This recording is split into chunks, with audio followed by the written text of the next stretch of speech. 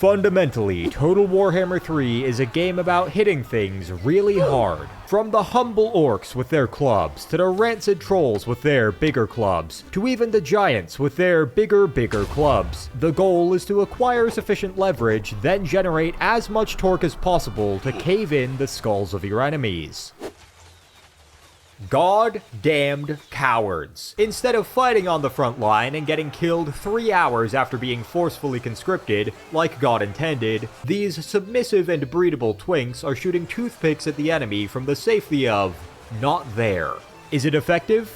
Yes. But they don't end every battle drenched in the blood of their closest friends and poor individuals who've been forced onto the front lines for reasons they don't even understand, so it doesn't count. Through the power of pointy sticks, large shields, and immense discipline, Tyrion here is going to turn every single high elf into a formidable soldier. Why use bows, magic, dragons, lions, or even artillery to kill your enemies when you can simply stab them in the face? We begin on the Grand Elven Donut of Ulthuan with one glaring problem. These cowardly pieces of shit aren't following the tenets of our newly founded religion. Clearly, they all need to die. But first, we need to murder the weaker half of our own army to establish dominance. Today, I have one simple goal. Make every high elf either dead or part of my melee-only cult.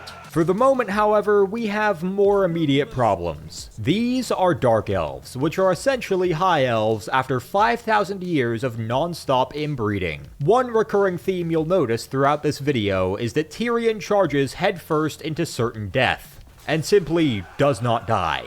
I had my spearmen lock their infantry in an extraordinarily slow fight to the death, then had my heavily armored silver helms charge their crossbows hard enough to make them experience instant total organ failure. This caused the remains of their army to reconsider their political worldview and undergo an existential form of mass hysteria which appears to have a 100% mortality rate. After ensuring that their loved ones didn't experience any emotional damage as a result of their untimely passing, I captured this settlement and recruited some rangers who, unlike the spearmen, are actually capable of killing the enemy before they die of natural causes. On turn 3, I was faced with an impossible decision. Do I attack these 17 units with my army of 9 units, or do I sit here and recruit 2 more units per turn while they recruit 3 or 4? You guessed it, I attack these green children who have in no way provoked me to turn these femme boys into femme men.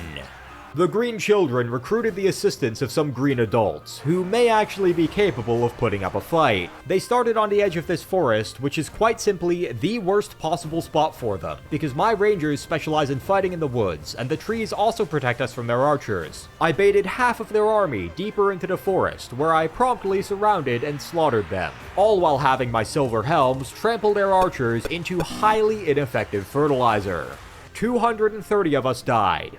We killed 2,500 of them. It's worth noting that I'm playing this on very hard difficulty with the maximum possible buffs to enemy units. By turn 4, I essentially cancelled out those buffs by giving all of my infantry +6 melee attack and defense. Not everything was going perfectly though. The Dark Elves took issue with my non-monogamous approach to warfare and retaliated by sacking this settlement behind me. Because I couldn't reach them in one turn, I opted to wipe out the remaining greenskins. The only issue is that they are in a walled settlement. I had my army climb the walls and fight a long, painful battle while Tyrion slaughtered a few key units and the Silver Helm spent the entire time trying, and failing, to knock down a single undefended gate. Although we took immense losses, I was able to recover and recruit a few more units, including this exceptionally untalented beneficiary of nepotism. Ad time. If you are one of the rare, disgusting outliers who isn't ready and willing to charge blindly into certain death to make someone else rich, you may want to learn things. Brilliant. That one. Not this one. can help you cope with the overwhelming existential dread that has crept into the public consciousness over the last few decades due to the exponentially fast advancement of artificial intelligence and other cutting-edge technology that most legislative bodies are entirely ill-equipped to regulate. With Brilliant's thousands of interactive courses on subjects like programming, language learning models, and data, you can go from an ignorant bystander watching technology reach levels that are indistinguishable from magic to an expert pushing the cutting edge of innovation directly past the brink of hubris and into the endless void of regret. Alternatively, you could start building up a marketable skill set or just learn more about lots of cool things. Regardless of your questionable intentions, Brilliant is the best place to get started because instead of mindlessly watching hours of lectures, you can actively engage with high-quality interactive courses to gain a real understanding of the subject matter. You can try everything Brilliant has to offer for free for a full 30 days. Visit brilliant.org/brilliantstupidity or click the link in the description for a free 30-day trial plus 20% off an annual premium subscription. Big thanks to Brilliant for sponsoring this video, and now, back to the video. The Dark Elves occupied this settlement and instantly got a full garrison to defend it, but fortunately, these cowardly pieces of shit decided to recruit twice as many crossbows as melee units. The Dark Shards are great, but only when they're actually able to shoot the enemy before being brutally murdered by soldiers who are just barely competent enough to remember which end of their spear to poke the enemy with. I did their melee units fucking dirty here. Tyrion sat in this lake, taunting them like the pretentious little shit that he is, which enraged them, causing them to charge into the lake, allowing me to shatter their kneecaps by charging them with the silver helms, after which they promptly drowned. After reclaiming our rightful territory that we certainly didn't acquire through the Great Greenskin Genocide of turns 3 through 5, which, side note, is a big media hoax to distract the public from the disgusting cowardice of a secret cabal of spellcasters and book readers, I gently convinced the Dark Elf civilians to relocate, and they offered Tyrion their culture's most sacred artifact as thanks. Surprisingly, most of the cowardly worms that refuse to fight like men seem unthreatened by our rapid expansion. Clearly, this needs to be rectified. In the first battle, they positioned themselves in the trees, missed 90% of their shots, and promptly died. This battle, though, is one of the most glorious things that I have ever experienced. They left a single lord outside of their walled settlement, and by attacking them rather than the settlement itself, both the garrison and the full army stationed in the settlement were forced to come onto the edge of the battlefield, in the trees, right next to where we started. This allowed me to craft a perfect formation, to have my spearmen reflect their charges, only to charge my rangers into their exposed flanks. After a few cycle charges, their flanks started to break, which was partially due to the fact that their flanks were comprised of archers that absolutely did not sign up to get slaughtered by bloodthirsty, dual sword wielding, bear fucking maniacs. In 10 minutes of methodically surrounding and destroying their army, I created a 10-foot deep pile of corpses, got over 2,000 gold value on a unit worth 600 gold, and killed my fellow High Elves at a ratio of 7 to 1. Naturally, this was a close victory. Not decisive, not heroic, close. 10% lower upkeep for our entire faction means that Tyrion now has substantially more disposable income. I would tell you how he spends it, but unfortunately there isn't a single combination of words that I can use to describe it without breaking every single clause of YouTube's terms of service. It appears that we've succeeded at scaring the hoes. The Swordmasters of Hoeth are formidable melee combatants, which I respect. Unfortunately, their feeble minds have been poisoned with ideas like protecting the weak and not falling in line with my brutal military dictatorship. The normal army of cowards reinforcing them got instantly steamrolled by our capacity to run towards combat instead of away from it. The Swordmasters, though? They beat the fuck out of us, I'm not gonna lie. They were chopping heads left and right even as we completely surrounded them. Eventually, we overcame them with a combination of crowd crush and overheating them with our fresh hot blood coating their well-insulated armor. But sadly, a lot of bad men died in the process. On to our next, entirely justifiable cultural eradication. The Cum Goblins. Nakari here has concocted an absolutely diabolical plan to transcend the mortal realm and rapidly evolve into a being so far beyond the limits of human understanding that it can only be referred to as a god. Much like the Chinese Communist Party's semen-milking facilities that brave, internally coherent truth-teller Jordan Peterson has been warning the West about for the last 5 years, Nakari's unholy ritual of evolutionary ascension hinges on the procurement of several thousand gallons of premium-grade twink semen. Unfortunately, we're the nearest viable candidates. Out of every faction in the entire game, there is one that I hate so much that I think the game would be better if they were just entirely removed. Slaanesh. Imagine Khorne, but neither fun nor interesting. Nakari is Scarbrand, plus a great spellcaster, plus AoE damage, plus the single most infuriating ability in the entire game which causes their opponents to completely lose control of any units within a 35 fucking meter radius of them, meaning that I had no way to kill them strategically here, and this entire goddamn battle was essentially just me watching an unskippable cutscene where Tyrion kills himself and my army gets milked to death. Fuck you, fuck this bulky, unfun mechanic, and fuck this entire faction. But definitely not literally. Now, this situation may be difficult in the most infuriating, skill expression crushing way possible, but there are a few things that we can do. First, I split up my front line. Their non-stop damage AoEs are downright diabolical, and this is basically our only way to limit their impact. Next, we have Tyrion, the strongest High Elf warrior to ever live, fight Nakari, a spellcaster, in a fair 1v1. How do you have 1,000 gold value already? You literally haven't started fighting yet. Oh my god, Tyrion's at half HP. Tyrion's dead already. Tyrion's dead. That very much did not work, but I did salvage this. It turns out that unfair fights where dozens of your loyal, albeit fragile and barely sentient spearmen are stabbing the enemy in whatever combination of genitalia they have makes not getting murdered marginally easier. Charging our rangers into their infantry was also highly effective, but I'm not sure why, as they're clearly wearing level 99 armor. Tyrion then gave them a nice tan, and... wait.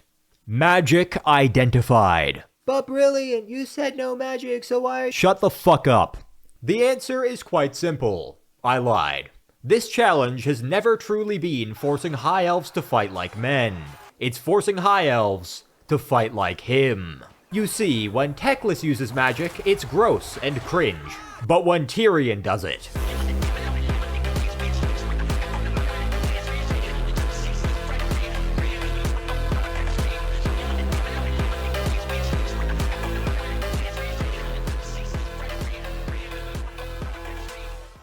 With our prostates surprisingly left intact, we easily wiped out the rest of the cum goblins. What's that? The Shrine of Cain? Oh, I didn't really mean to take that, it was just conveniently located. Sword of... Tyrion, have you ever heard of the Sword of Cain? Yeah, we definitely haven't heard of the all-powerful sentient weapon that grants its wielder unmatched power in exchange for whatever fragments of sanity are still bouncing around inside their skull. Anyways... Tyrion's furry sidekick, Alistar. Oh, sorry.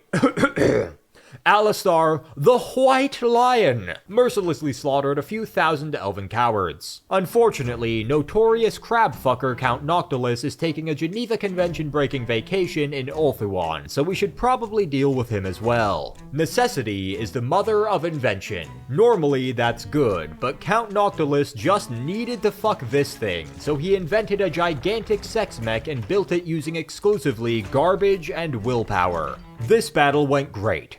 Other than the bit where they shot us hundreds of times. Thankfully, zombies re-die about as easily as they undied, and our armored fursuits simply absorbed 30% of their bullets. I recruited this princess because she buffs the hell out of any cavalry in her army. But brilliant, she has a bow— Shut the fuck up! What better way to show your dedication to the melee-only doctrine than to carry a bow into every single battle, only to use it 0 times. I cleansed Ulthuan of both the Dark Elf and the Zombie Pirate Scourge, and now, it's time to kill High Elf Batman.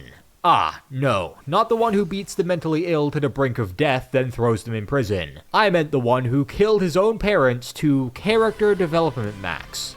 Or both at once. I guess that works too. Batman number 1 didn't go down as easily as I hoped he would. Not only was his main army fairly difficult to disembowel, but he also had several smaller armies that threatened and even outright stole a few of my settlements. That one princess who has a fixation on horses almost as healthy as it is suspicious proved to be an extremely effective commander, implementing the incomprehensibly brilliant strategy called charge really hard and killed him. As she started making headway on the southern front, Tyrion found a, cool and not at all dangerous new weapon completely unrelated to the Shrine of Cain. Batman number 2 should be absolutely no problem to deal with. Why the fuck does he have 20 settlements? Now, a pea-brained imbecile, such as yourself, may look at this situation and think, having one army of tier 1 and 2 units attack a large faction with several full armies is a bad idea. But you'd be missing one important detail. This is now 2 armies. The army and Tyrion.